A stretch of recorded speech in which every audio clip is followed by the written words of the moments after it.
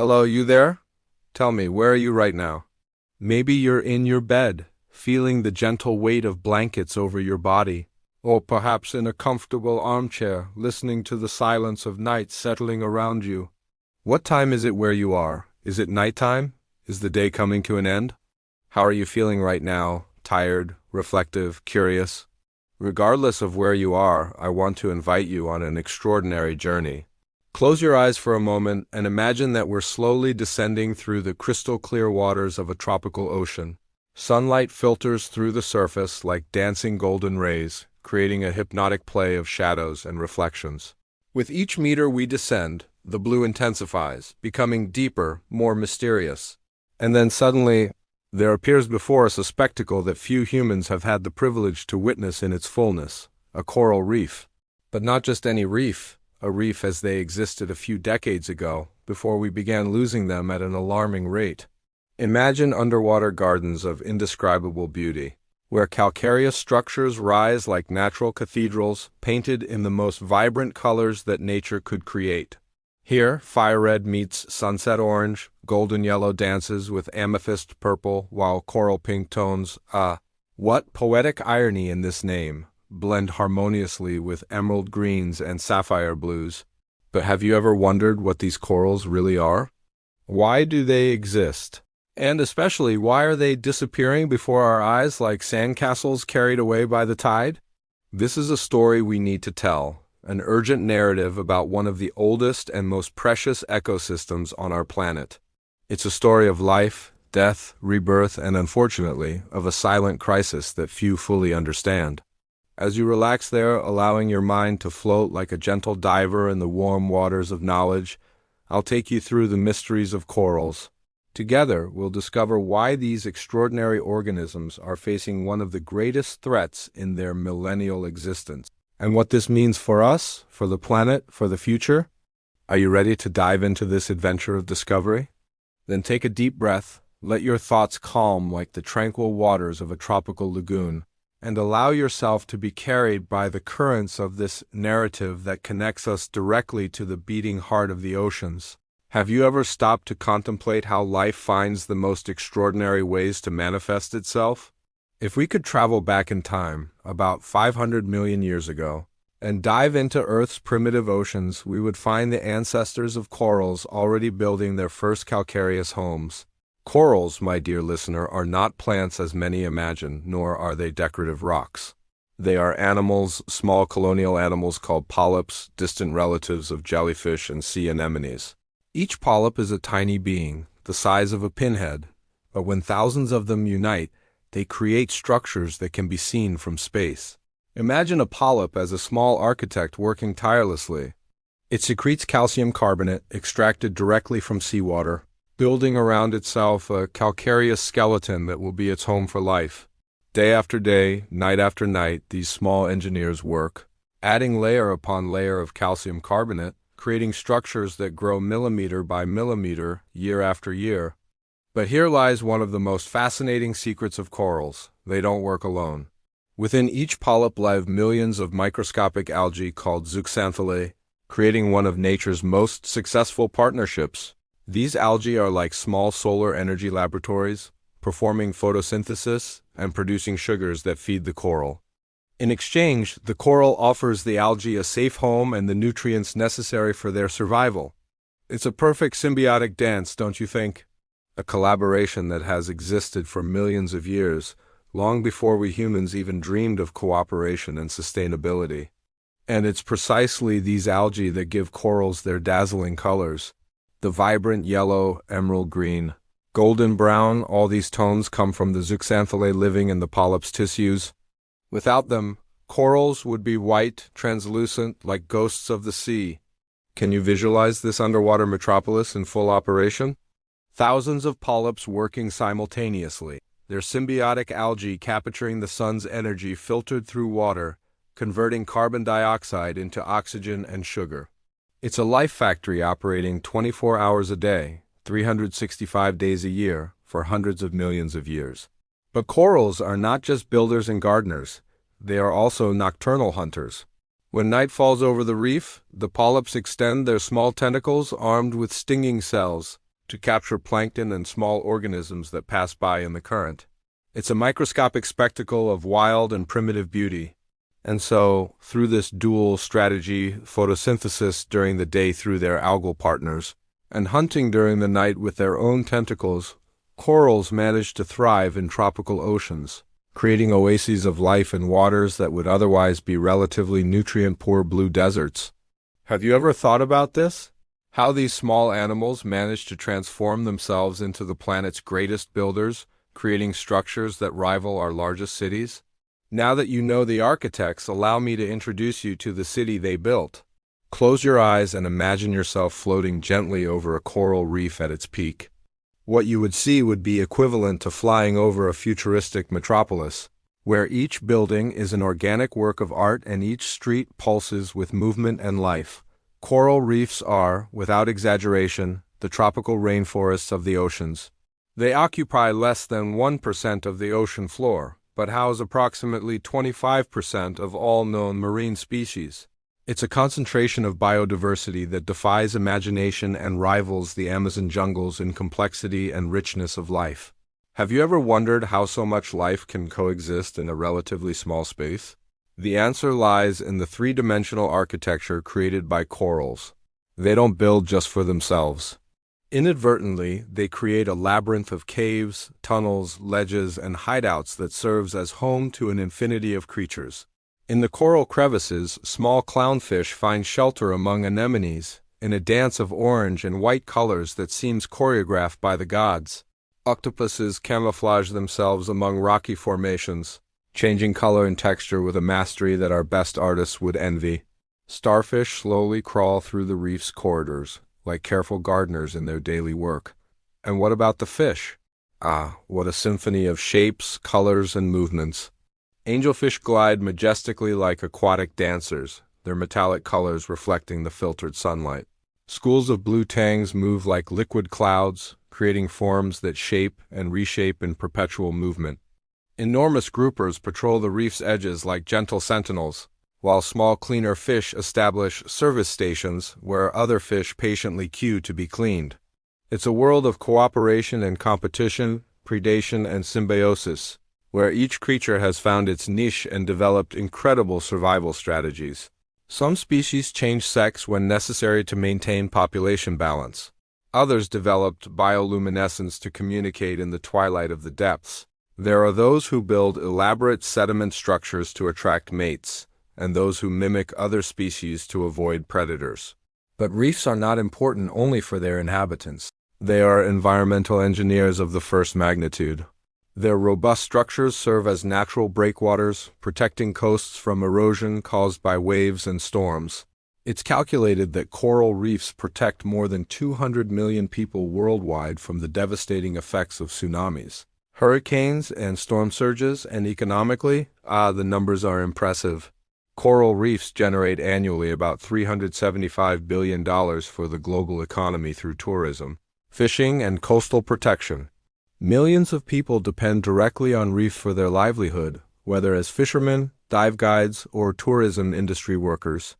Can you imagine the impact that the loss of these ecosystems would cause? Not just from an ecological standpoint, but human, economic, cultural. This is where our story takes a darker turn, but one that's necessary to tell. It was a morning like any other when marine biologist Dr. Charlie Varon dove into the waters of Australia's Great Barrier Reef in the late 1980s.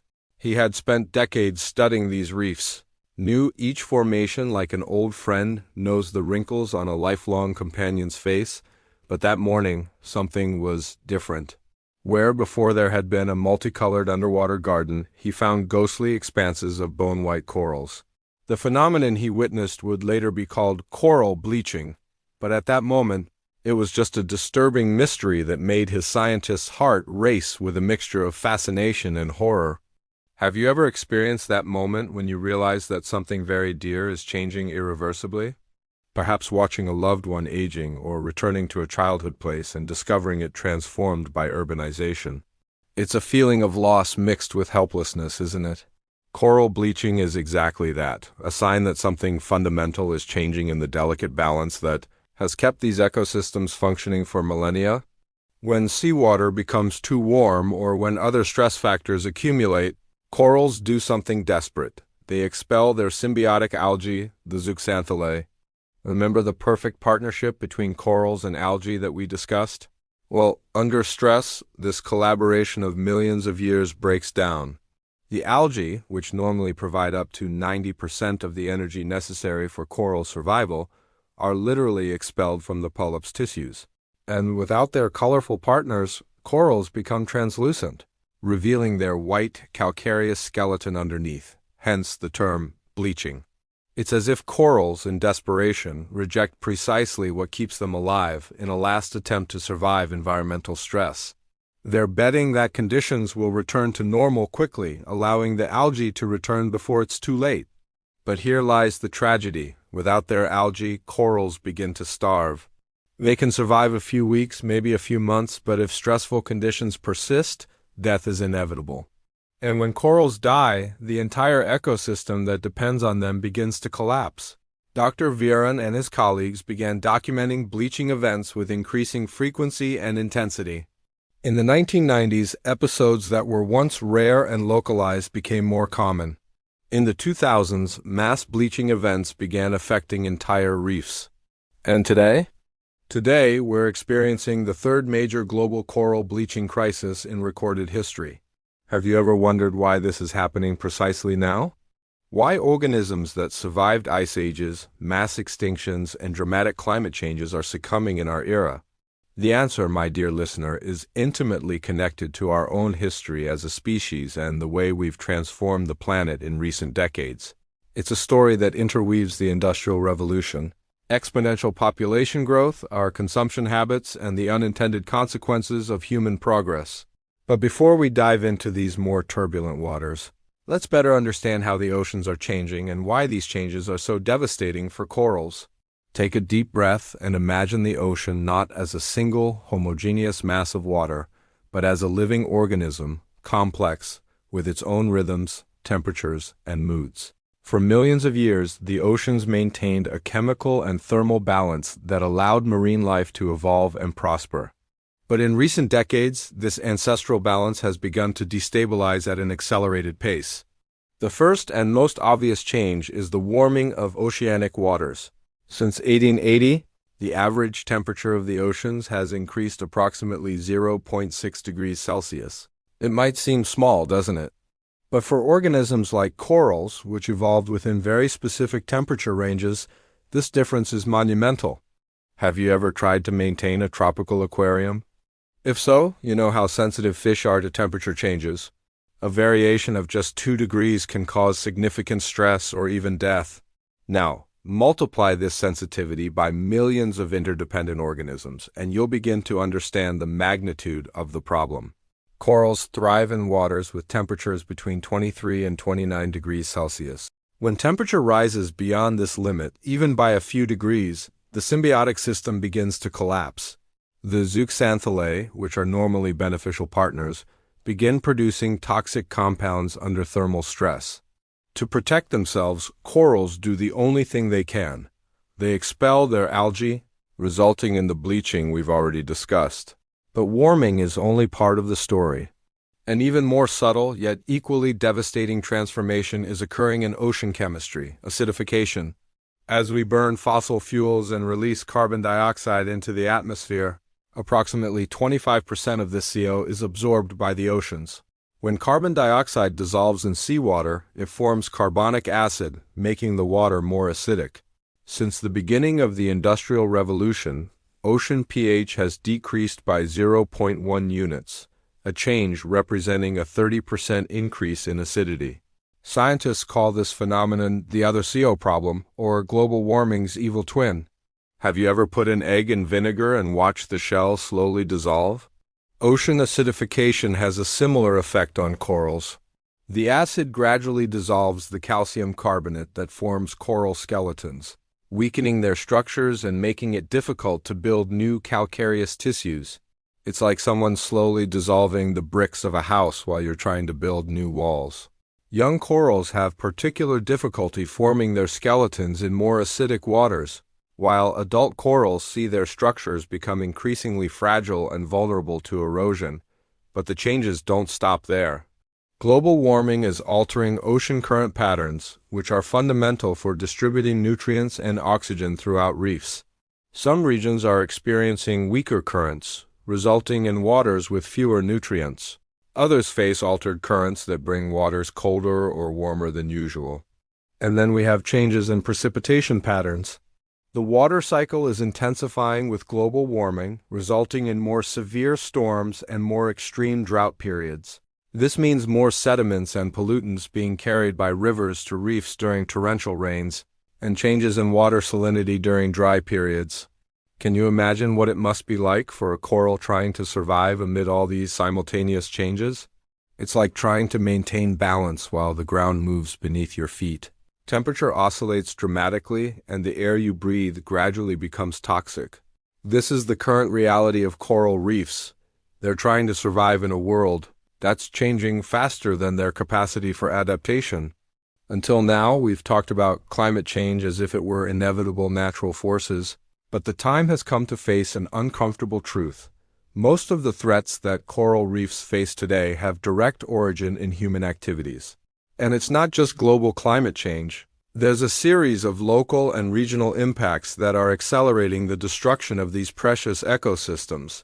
Have you ever been near a highly urbanized coastal zone? Perhaps a beach city where skyscrapers rise just meters from the sand, where marinas full of boats share space with hotel complexes. It might be beautiful from a human perspective, but for nearby reefs, this proximity is often fatal. Coastal pollution is one of the most direct and devastating threats to corals. When it rains over urban areas, water carries with it a toxic soup of oils, heavy metals, cleaning chemicals, garden fertilizers, and an infinity of other pollutants. This contaminated water eventually finds its way to the reefs. Imagine a coral trying to perform photosynthesis through its symbiotic algae while covered by an oily film. It's like trying to breathe through a dirty mask, possible but extremely difficult and stressful. Pollutants not only block sunlight necessary for photosynthesis, but also introduce toxic compounds that slowly poison reef organisms. But perhaps no type of pollution is more insidious than eutrophication caused by excess nutrients. This might sound contradictory. After all, nutrients are good for life, aren't they? The problem is in the quantity and type of nutrients. When agricultural fertilizers, untreated sewage, and phosphate-rich detergents reach reefs, they cause explosive population growth of microscopic algae. These algae form blooms that make water turbid and block sunlight. Worse still, when these algae die en masse, their decomposition consumes all available oxygen in the water, creating dead zones where almost no life can survive. It's ironic how excess fertility can generate death, isn't it? And then we have predatory fishing. For centuries, coastal communities fished on reefs sustainably, taking only what was necessary and allowing populations to regenerate. But modern commercial fishing, armed with sophisticated technologies and motivated by global demand, has devastated many reefs. Destructive methods like dynamite or cyanide fishing are particularly devastating. Imagine an underwater explosion that destroys decades of coral growth in seconds, or chemicals that poison not just target fish, but the entire surrounding ecosystem. These methods are used because they're efficient at capturing large quantities of fish quickly, but the environmental cost is catastrophic. Overfishing also creates subtle but equally destructive ecological imbalances. When we remove herbivorous fish like parrotfish, algae begin growing uncontrollably over corals, competing for space and light. When we fish top predators like sharks and groupers, smaller fish populations explode, altering the entire ecosystem's dynamics. Have you ever thought about how our consumption choices might be connected to reef destruction on the other side of the world? That coral jewelry we bought as a travel souvenir, home aquariums stocked with fish captured destructively from reefs, or even cheap shrimp at the supermarket that might have been farmed in facilities that destroyed protective mangroves. And we can't forget poorly managed tourism. Although ecotourism can be a positive force for conservation, mass tourism often causes significant damage. Inexperienced divers who step on corals, boats that anchor over reefs, hotels that dump sewage directly into the sea, All this accumulates to create additional pressure on already stressed ecosystems. It's a cruel irony. Often our admiration for coral reefs contributes to their destruction. Now, my dear journey companion, we arrive at the most painful chapter of this narrative. It's the moment when we need to look directly at the crisis occurring right now while you listen to these words. It's the story of what scientists call mass bleaching events, phenomena that have transformed vibrant reefs into snow-white underwater cemeteries. The first large-scale documented bleaching event happened in 1983 in the Caribbean. Exceptionally high ocean temperatures caused coral bleaching in an area extending from Jamaica to Venezuela. For many scientists of the time, it was an isolated phenomenon, an anomaly that would soon be forgotten. How wrong they were. In 1998, the world witnessed the first global coral bleaching event. Ocean waters reached record temperatures due to a particularly intense El Niño, combined with anthropogenic global warming. The result was devastating. Approximately 16% of the world's coral reefs were lost in that single year. Can you imagine the sensation of marine biologists around the planet? Scientists who had dedicated their entire careers to studying these ecosystems saw decades of research literally bleach before their eyes. It was as if an entire library were consumed by fire, taking with it knowledge that had taken millions of years to be written by evolution. But 1998 was just the beginning. In 2010, another global bleaching event struck the reefs. This time, scientists were better prepared, with more sophisticated monitoring systems and a deeper understanding of the mechanisms involved. This allowed them to document in detail how oceanic heat waves propagated around the globe like slow seismic waves, leaving a trail of bleached corals. And then came 2014 to 2017, the longest and most devastating bleaching event ever recorded. For 3 consecutive years, oceanic heat waves traveled the planet, hitting reefs in all tropical oceans. This event was so severe that for the first time it significantly affected Australia's Great Barrier Reef, the world's largest reef system, the Great Barrier Reef. How to speak about it without feeling a tightness in the chest. With its 2,300 kilometers of extension, it's visible from space and represents one of the planet's most extraordinary natural wonders. It's an ecosystem so vast and diverse that it houses more than 1,500 fish species, 4,000 types of mollusks, and 400 different coral species. During the 2016 to 2017 event, approximately 50% of the Great Barrier's corals died. They didn't just bleach, they died completely. In some northern sections of the barrier, mortality reached 80%. Aerial images showed kilometer-long extensions of reefs that had lost their vibrant colors, replaced by a sepulchral white that foretold death. Dr. Terry Hughes, one of the world's leading coral reef experts, described the experience of flying over the Great Barrier during bleaching as flying over a cemetery. Imagine the emotion of a man who dedicated his life to studying and protecting these ecosystems, being forced to document their mass destruction. But what makes these recent events so different from past bleaching is their increasing frequency and intensity. Corals that could recover from occasional bleaching now face recurrent events before even completing their recovery.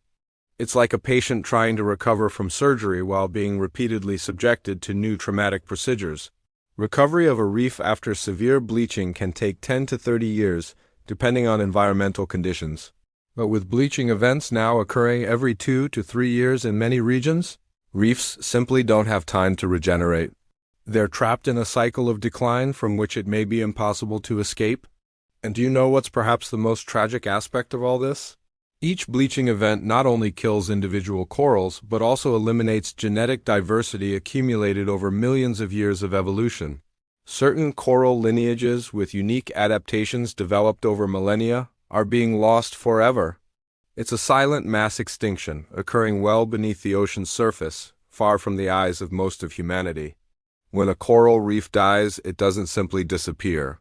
What remains is a calcareous structure, a white skeleton that gradually becomes covered by opportunistic algae. To a casual observer, it might even seem that life is returning. After all, there's something green growing where before there was white. But this apparent recovery masks a devastating ecological transformation. Have you ever observed how an ecosystem responds to disturbances? It's like watching a house of cards collapse. The fall of one piece destabilizes the entire set, creating a cascade reaction that propagates through the whole structure. In reefs, this ecological cascade is particularly dramatic due to the extraordinary interconnectedness between species. When corals die, the first consequence is the loss of three-dimensional habitat. Remember how we described reefs as underwater cities with their multiple layers of caves, tunnels, and hideouts? When corals die and their structures begin to degrade, all this complex habitat gradually disintegrates. Small fish that depended on coral formations to hide from predators become exposed and vulnerable. Invertebrates that lived in coral crevices lose their homes. It's as if an entire city were demolished, forcing its inhabitants to seek shelter elsewhere, but frequently, these other places simply don't exist. Loss of diversity occurs rapidly. Studies show that coral death can reduce fish diversity by 60 to 80% in just a few years. First disappear the specialist species, those that evolve for very specific niches within the reef ecosystem. Then generalist species also begin to decline as competition for limited resources intensifies. But perhaps most disturbing is watching how millennial symbiotic relationships unravel. Cleaner fish are left without clients, as many of the species they served migrate or die. Anemones lose their clownfish partners when habitat degrades beyond a critical point. It's like watching a complex social fabric disintegrate, thread by thread, and then begin the deeper transformations. Without corals to filter and clarify water, degraded reefs frequently become dominated by algae. These algae not only compete for space but also fundamentally alter water chemistry. During the night, when they perform respiration instead of photosynthesis, they consume oxygen and release carbon dioxide, making water more acidic locally. Have you ever witnessed how small changes can have disproportionately large consequences? In marine ecosystems, this amplification is particularly evident. Coral death alters local current patterns, which in turn affect nutrient and sediment distribution. Areas that were once protected from erosion by coral structures begin to suffer from wave wear. The consequences extend far beyond the marine environment. Coastal communities that depended on reef fishing see their food and economic resources disappear. In Indonesia, the Philippines, and many Pacific islands, entire families that had lived from reef fishing for generations find themselves forced to seek alternative livelihoods. The impact on fishing is particularly cruel because it's not just a matter of numbers, it's a matter of lost cultural knowledge. Traditional fishermen developed over centuries a deep understanding of natural cycles. The best locations and times to fish, sustainable techniques that allowed resources to regenerate. When reefs die, this ancestral knowledge also becomes obsolete. And coastal protection? Without robust coral structures to break wave force, coastal communities become much more vulnerable to storms and tsunamis. It's calculated that reefs reduce wave energy by up to 97%, and their height by up to 84%. Without this natural protection, the cost of protecting coasts through artificial structures can reach billions of dollars. In the Maldives, where some islands are only 2 meters above sea level, the loss of protective reefs represents a direct existential threat. It's literally a matter of national survival. Other small island nations face similar dilemmas: invest scarce resources in artificial coastal protection or contemplate the possibility of permanent evacuation. But perhaps the most tragic aspect is the loss of what we can call less tangible ecosystem services. Coral reefs are natural laboratories of biological innovation.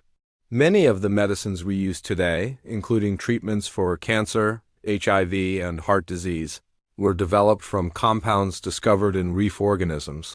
Each species that becomes extinct with reef death takes with it millions of years of evolutionary experimentation, potential cures for diseases we don't even know yet, biological solutions to problems we'll still face.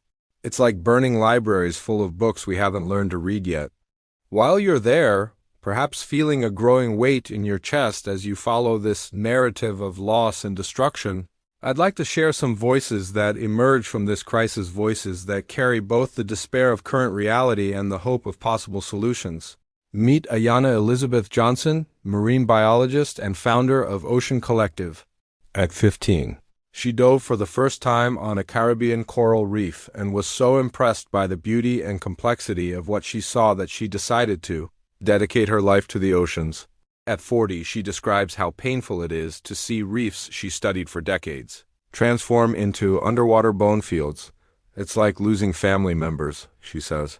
You know, each coral formation, each resident fish, each grotto, and each current. And then, after an oceanic heat wave, you return and everything is dead. The silence is deafening. Where before there was the constant sound of life, fish feeding, crabs walking, water flowing through complex structures, now there's only emptiness. But Ayana also represents hope. She and hundreds of other scientists around the world are developing innovative strategies to save what remains of reefs and restore what was lost. Restoration projects that once seemed like science fiction are now urgent reality. In Australia, teams of scientists are implementing coral seeding techniques, collecting gametes during natural reproductive events and creating millions of coral larvae in laboratories to then release them over degraded reefs. It's a race against time to repopulate areas that have lost their natural regeneration capacity, Dr. Ruth Gates, before her premature death in 2080, led pioneering efforts to develop supercorals, lineages genetically more resistant to heat and acidification. Her laboratory in Hawaii became a research center where corals are gradually exposed to more stressful conditions, allowing only the most resilient to survive and reproduce. We're not trying to play God, she explained. We're trying to accelerate natural adaptation processes that would normally take thousands of years. It's assisted evolution in a race against extinction. Have you ever wondered what it's like to work as a scientist in an area where you constantly witness the destruction of the object of your love and study? Many marine biologists have developed what psychologists call solastalgia, a form of mental distress caused by environmental degradation of places we love. Dr. Ovi Hoag-Goldberg, one of the world's leading coral bleaching experts, describes how difficult it is to maintain scientific objectivity when you're documenting a catastrophe. There are moments when you have to stop collecting data and just cry. Seeing reefs you've known for decades die is deeply traumatic. But then you remember that your research might be the key to saving other reefs. And there are also voices from local communities. In Palau, a small island nation in the Pacific, President Tommy Remengesau Jr. implemented one of the world's most ambitious marine conservation legislations, transforming 80% of the country's territorial waters into a comprehensive protection area. For us, the ocean is not just an economic resource, he explains. It's our ancestral heritage, our cultural identity, our source of life. When reefs die, a part of us also dies. We cannot allow this to happen. In Madagascar, traditional fishing communities are implementing management systems that alternate fishing periods with recovery periods, allowing reefs to regenerate. It's a model that combines ancestral knowledge with modern science, showing that effective solutions frequently emerge from collaboration between different cultures. But perhaps one of the most powerful voices is that of Greta Thunberg, who, although better known for her terrestrial climate activism, frequently calls attention to the oceans. When we talk about climate change, we often forget that 71% of the planet is ocean. Coral reefs are dying now while we speak. Every day we lose is a lost opportunity to act. And there's hope in unexpected places. In the Caribbean, where some of the first bleaching events were documented, scientists have discovered reefs in deeper waters that seem more resilient to temperature changes. These refuges can serve as sources of recodify for degraded areas. In the Great Barrier Reef, researchers have identified coral populations that survived recent bleaching events, suggesting that some individuals may have developed greater heat tolerance. These survivors are being studied intensively to understand the mechanisms of their resistance. Can you feel this tension between despair and hope? This is exactly how many of us who work with marine conservation feel daily, oscillating between the pain of witnessing mass destruction and the determination that there's still time to act. At this moment in our journey, as you perhaps settle more comfortably where you are, adjusting your position to continue listening, I want to take you inside the laboratories where scientists work day and night seeking to understand the secrets of coral resistance. It's a fascinating quest that takes us to the limits of biological knowledge. Did you know that not all corals respond the same way to thermal stress? It's true, within the same species, some individuals can tolerate temperatures that would kill their genetically almost identical neighbors. This discovery opened a new frontier in coral science, the search for molecular mechanisms of resistance. In laboratories at the University of Hawaii, Dr. Kira Hughes develops experiments that seem straight out of a science fiction movie. She collects coral fragments from different regions and subjects them to aquariums with carefully controlled temperatures, simulating oceanic heat waves. Some corals succumb quickly, others resist for weeks, and a precious few seem almost indifferent to heat. It's as if some corals had an internal air conditioning system, she explains. We're trying to understand how this air conditioning works, so maybe we can install it in other corals. Research has revealed that resistance doesn't depend only on corals, but also on their symbiotic algae. Different zooxanthellae species have varying thermal tolerances, and some corals can swap their algae for more resistant types when conditions become adverse.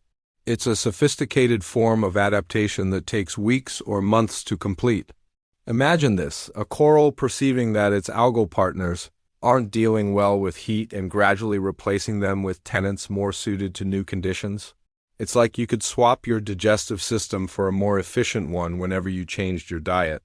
But science has also revealed more subtle aspects of resistance. Some corals have developed mechanisms to produce heat shock proteins, specialized molecules that protect other proteins from damage caused by excessive heat. It's a cellular protection system that we humans also possess, but which in corals seems to be particularly sophisticated. Dr. Mikhail Matz, from the University of Texas, discovered that corals from naturally warmer waters possess genetic variants that make them more tolerant to thermal stress. His team is mapping these resistance genes with the hope of being able to introduce them into more vulnerable populations. It's assisted evolution, he explains. We're trying to accelerate processes that would naturally take thousands of years. We don't have thousands of years, we have decades, maybe less. And there are surprising discoveries about coral memory. Corals that survive a bleaching event frequently show greater resistance to subsequent events, as if they had learned from the experience. This epigenetic memory can be transmitted to the next generation, suggesting that corals can, to some degree, adapt to oceanic warming. But perhaps the most intriguing discovery is about chemical communication between corals. When a coral is under stress, it releases chemical compounds that can alert nearby corals, allowing them to prepare in advance for adverse conditions. It's an underwater communication network that we're only beginning to understand. In Australia, the Coral IVF project is revolutionizing assisted coral reproduction. During natural reproductive events, which happen only once or twice a year, millions of gametes are collected and fertilized in laboratories. The resulting larvae are raised in special tanks until they're ready to colonize degraded reefs. Dr. Peter Harrison, pioneer of this technique, describes the process with almost paternal enthusiasm. It's like running a maternity ward for corals. We care for each larva from fertilization to settlement. Our success rate has improved dramatically. Now we can produce millions of viable coral babies. Can you imagine the excitement of releasing millions of coral larvae over a dead reef and, months later, returning to find small, colorful polyps beginning to colonize empty calcareous structures? It's literally witnessing the rebirth of life. There's also research on probiotics for corals' beneficial bacteria that can strengthen coral immune systems and increase their resistance to diseases and thermal stress. It's an approach inspired by human medicine, where the intestinal microbiome is increasingly recognized as fundamental to health. And how about the possibility of training corals to be more resistant? Some research suggests that gradual, controlled exposures to elevated temperatures can increase coral thermal tolerance, like a fitness program for marine organisms. But all these technologies face a fundamental challenge. They can help corals survive in a slightly warmer world, but not in a drastically altered one. They're solutions that buy time, creating a window of opportunity for us to also attack the root causes of the problem. This is where science meets politics, technology meets conservation, and hope meets reality. Because no matter how impressive these innovations are, they'll only be effective if we can also stabilize the global climate. As night deepens around you and you continue on this journey of discovery, I want to share some of the most innovative and sometimes surprising solutions emerging from the coral reef crisis. These are technologies and approaches that blend cutting-edge science with human creativity, showing that our species, which has caused so much damage, can also be a force for healing and regeneration. Have you ever imagined 3D printed artificial coral reefs? In the Maldives, scientists are installing calcareous structures created by three-dimensional printers, designed to perfectly mimic the complex architecture of natural reefs. These structures serve as nurseries where coral larvae can settle and grow, dramatically accelerating the recovery process. Dr. Alex Goad, who leads the project at Reef Design Lab, explains, "We're essentially creating the skeleton that corals took millions of years to build, but we do it in weeks. It's like providing a ready-made house for organisms that would normally have to build everything from scratch." And the printers don't stop at corals. In Singapore, researchers are developing printed micro-reefs that can be installed along urban coasts to create marine habitats in areas where they never existed naturally. It's a fusion between ecological restoration and urban design that could transform coastal cities into partners of marine life. But perhaps even more fascinating is the Marine Clouds project developed by Southern Cross University in Australia.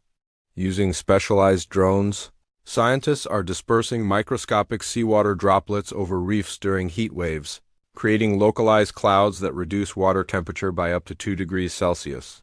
Can you visualize this? Drones flying over threatened reefs, creating their own miniature storms to protect corals from excessive heat. It's micro-scale geoengineering, an approach that allows precise interventions without affecting global climate patterns. And there's also the fascinating field of assisted evolution. At the Australian Institute of Marine Science, Dr. Madeleine Van Oppen is literally accelerating coral evolution through laboratory techniques. She subjects corals to gradually increasing temperatures over multiple generations, selecting only the most resistant for reproduction. "We're compressing thousands of years of natural selection into a few decades," she explains. "It's a race between our ability to adapt corals and the speed of climate change." Her team is also experimenting with assisted hybridization, crossing coral species that would naturally never meet to create hybrids with superior characteristics from both parents. It's controversial, some criticize it as excessive interference in natural processes, but preliminary results are promising. In the field of monitoring technology, smart sensors are revolutionizing our ability to protect reefs. Small devices, no larger than a coin, can be implanted in corals to monitor temperature, acidity, water quality, and even chemical stress signals in real time. Dr. Emma Camp from the University of Technology, Sydney, developed a system where these sensors send automatic alerts to tablets of divers and marine protected area managers when they detect conditions that could lead to bleaching.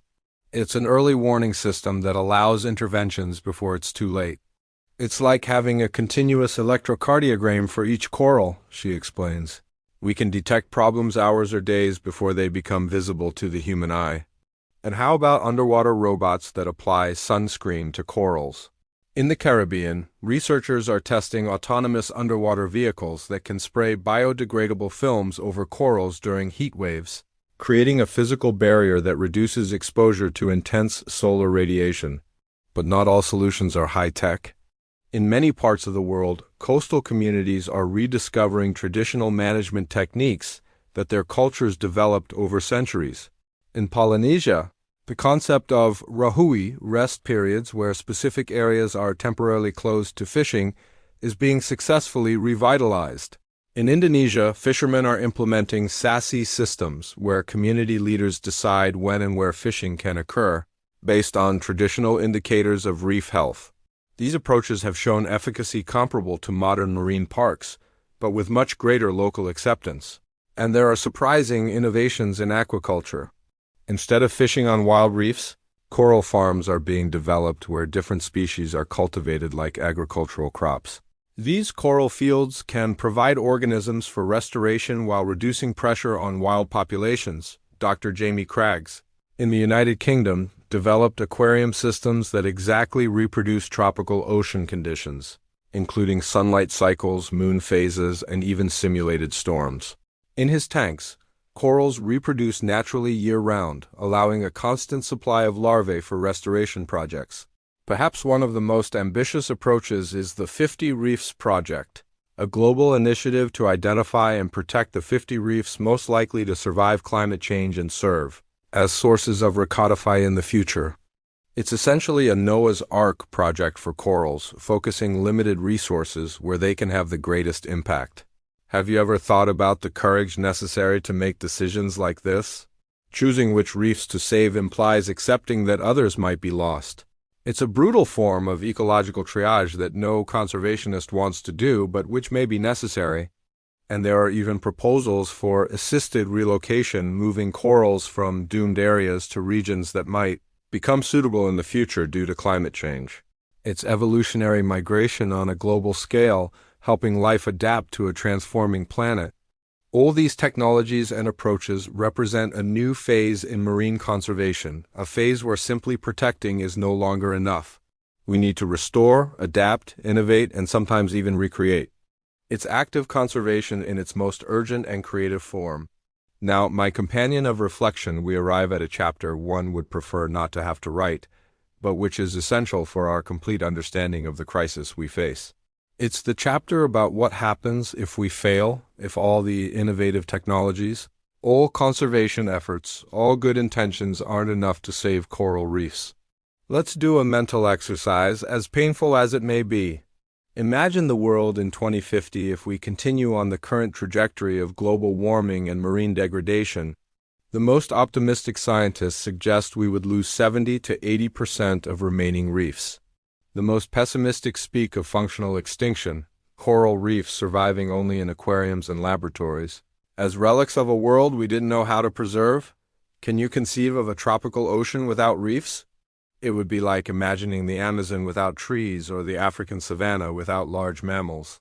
The very structure of tropical marine life would collapse, creating ecological voids that could take millions of years to be filled by other organisms. The economic consequences would be catastrophic. Marine tourism, which today moves hundreds of billions of dollars annually, would disappear in many regions. Entire islands that depend on visitors attracted by reef beauty would see their economies collapse. Maldives, Palau, many Caribbean islands, places that today are synonymous with tropical paradise, could become economically unviable. But the impact on fishing would be even more dramatic. It's estimated that 1 billion people depend on reef fish as their main source of protein.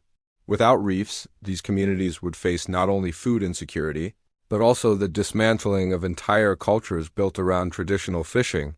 In Papua New Guinea, where coastal communities obtain up to 80% of their protein from reef fish, reef loss would mean widespread hunger. In the Philippines, where 12 million people depend directly on reef fishing, the social impact would be devastating. We're talking about a humanitarian crisis on an oceanic scale. And coastal protection? Without reefs to break wave force, the cost of protecting coastal communities from climate change would multiply exponentially. The World Bank estimates that it would be necessary to invest trillions of dollars in artificial structures to replace the natural protection provided by reefs. Small island nations would face a particularly desperate situation. Tuvalu, with only 11,000 inhabitants, is already being forced to plan the complete evacuation of its population due to sea level rise. Without protective reefs, dozens of other island nations could follow the same path. But perhaps the most tragic aspect would be the irreversible loss of biological diversity. Each species that becomes extinct with reef death takes with it millions of years of evolutionary innovation. We're talking about the potential loss of compounds that could revolutionize medicine, organisms that could inspire new technologies, and ecological relationships we don't even fully understand yet. Have you ever wondered how many life-saving medicines are trapped in the cells of corals we haven't studied yet? How many solutions to future problems are we losing along with each reef that dies? And there are consequences that go beyond the measurable. The loss of reefs would represent the end of some of the most beautiful landscapes created by nature. Future generations would grow up in a world where the extraordinary diversity and beauty of coral reefs would be known only through photographs and videos. As we know dinosaurs today, the psychological impact of this loss would be profound. Studies already show that people who grew up near healthy reefs but saw them degrade develop a form of ecological grief. Imagine the psychological weight of an entire generation that would inherit impoverished oceans. But there are also scientific consequences we rarely consider. Coral reefs are natural laboratories where scientists study evolution, ecology, biochemistry, and an infinity of other fields. Their loss would represent a dramatic impoverishment of our capacity to understand life on Earth. And what about spiritual and cultural consequences? For many oceanic cultures, reefs are not just resources, they are sacred places, connected to cultural identity and ancestral traditions. The loss of reefs would be equivalent to the destruction of cathedrals, temples, and sacred sites. In Polynesian culture, there exists a concept called mana, a spiritual force that flows through all elements of nature. Reefs are considered particularly powerful repositories of mana. Their destruction would be seen not just as ecological loss but as spiritual impoverishment of the world. Can you imagine explaining to a future child what coral reefs were like? How to describe colors that no longer exist, sounds of life that have fallen silent, ecological interactions that were lost forever. But perhaps the most profound consequence would be the loss of hope. Coral reefs represent one of the most spectacular manifestations of life's capacity to create beauty and complexity. Their extinction would be a sign that our species failed in one of its first great tests as planetary guardian.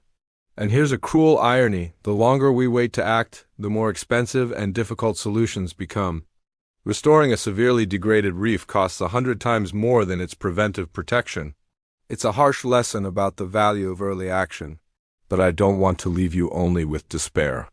Because there's still time, little, but there is. And each action we take now, each degree of warming we avoid, each pollution source we eliminate, can determine how many reefs will survive for future generations. The question is no longer whether we'll manage to save all reefs. We won't. The question is how many we'll manage to preserve and whether there'll be enough to keep hope alive. As we reach the final moments of this journey, perhaps you feel, like many of us, a bit overwhelmed by the magnitude of the challenge coral reefs face. It's natural to feel small before such complex global problems. But I want to share a different perspective, one that finds power in individual action and hope in collective action. Have you ever observed how a single raindrop can change the course of a river? It seems impossible, doesn't it? A tiny drop influencing a body of water that might extend for kilometers. But when millions of drops come together, they don't just change the river, they create it. Each of us is one of those drops in the ocean of change that reefs need. And there's much more power in our hands than we normally perceive. Let's start with the most obvious choices, but no less important for that. When you plan your next vacation, consider destinations that practice sustainable tourism. Look for dive operators that follow strict reef protection protocols, that don't allow tourists to touch corals, that use permanent moorings instead of anchors that damage the seafloor, that educate visitors about the fragility of the ecosystems they're exploring. Your choice of sunscreen might seem trivial, but has direct impact on reefs.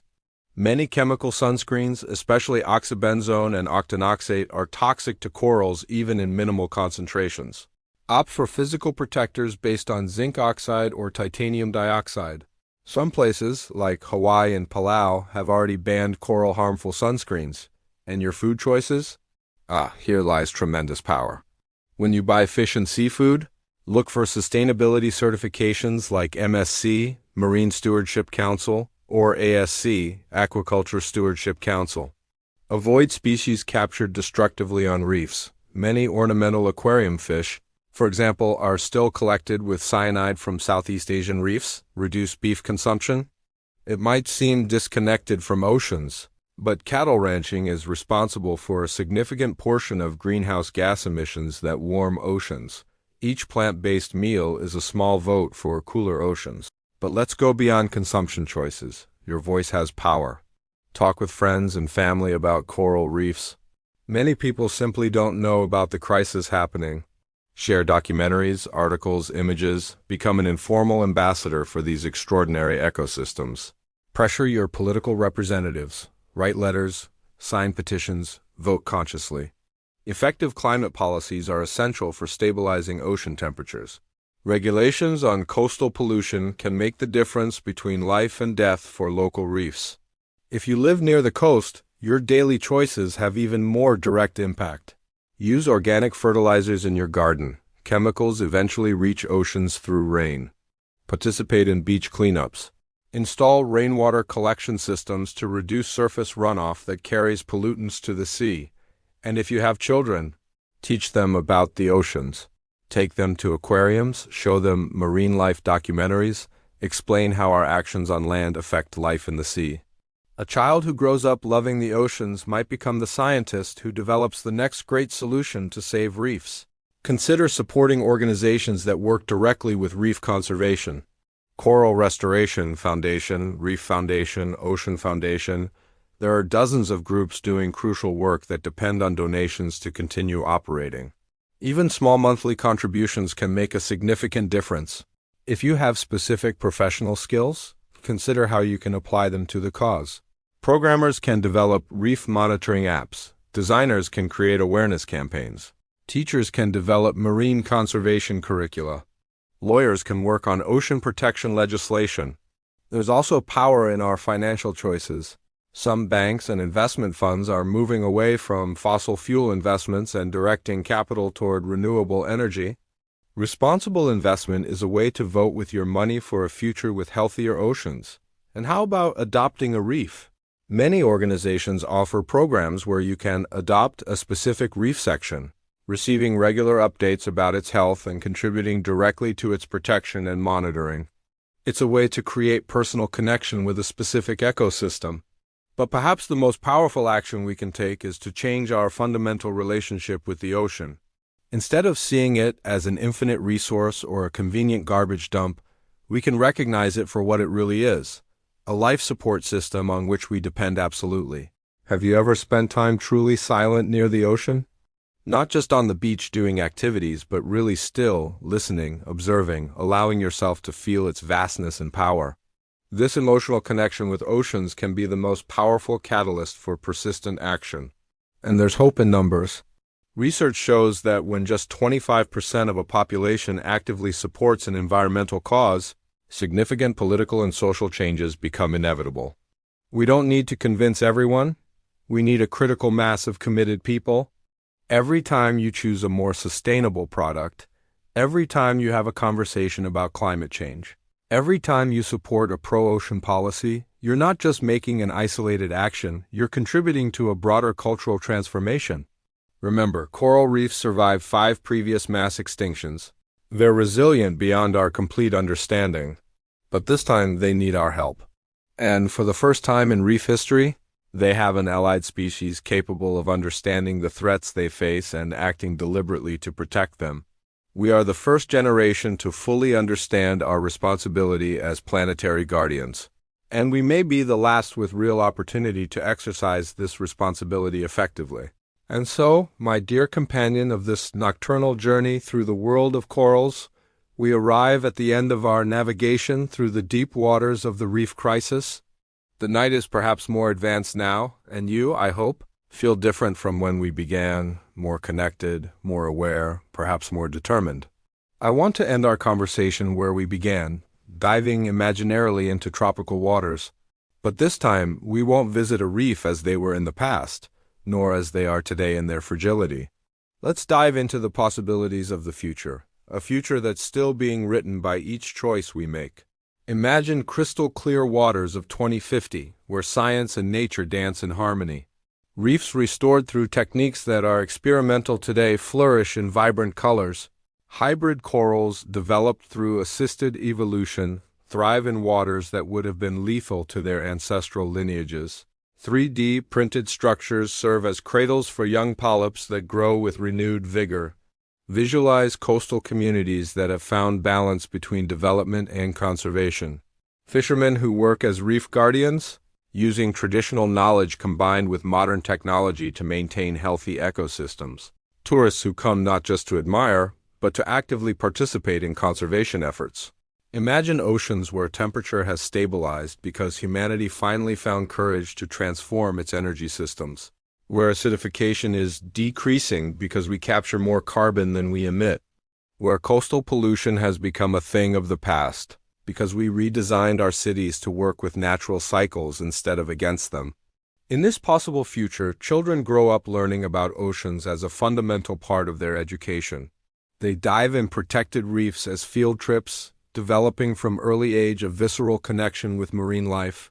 These children become adults who would never consider harming the oceans. For them, it would be like considering harming a family member.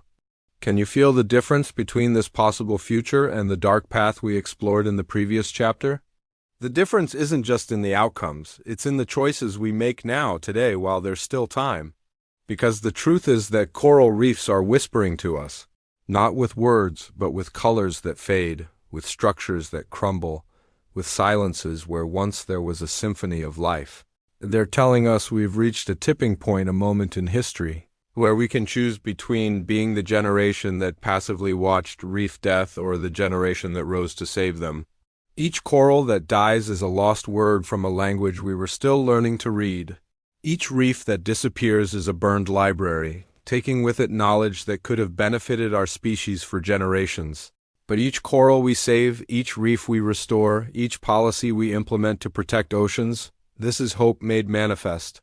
There's something deeply poetic in the fact that organisms that build their homes atom by atom, capturing carbon from seawater to create structures of incomparable beauty, are threatened by the excess carbon our species has released into the atmosphere. It's as if Earth's story were written in carbon verses, and now we have the responsibility to ensure it's a story with a happy ending. Reefs teach us about perseverance.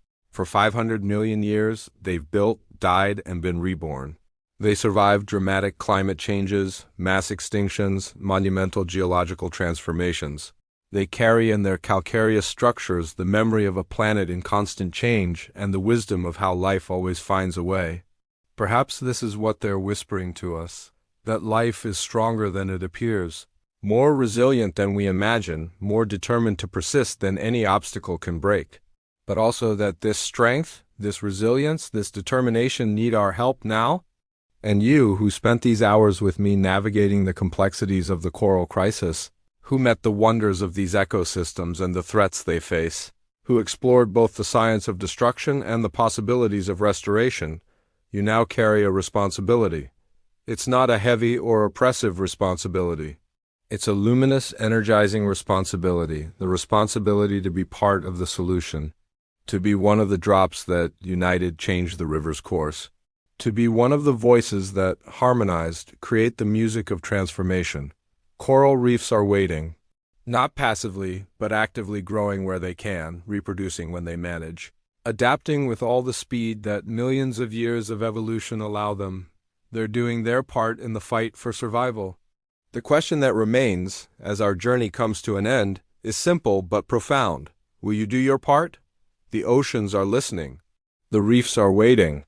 The future is watching, and perhaps if we listen carefully enough, we can hear not just the whisper of despair, but also the whisper of hope, the soft sound of young polyps building new reefs, of communities protecting their underwater treasures, of a species finally learning to be a worthy guardian of the planet it calls home.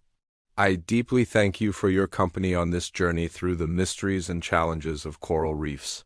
May this narrative have planted seeds of consciousness that grow into concrete actions to protect these extraordinary underwater gardens. And now, a final question for your reflection. If you knew that a single choice of yours today could determine whether a future child grows up in a world with vibrant coral reefs or only with photographs of what they once were, what choice would you make?